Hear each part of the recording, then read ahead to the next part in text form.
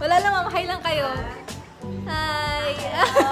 Si Ma'am Julia tsaka si Ma'am Ann. Mga ano namin, supervisor here sa A+. 7 p.m. pa sila uwi. Yes. Bye-bye! Bye, ma'am! Thank you! Day 6 ng internship. Hi, my ID. Our IDs are here. Oh, ha! Intern.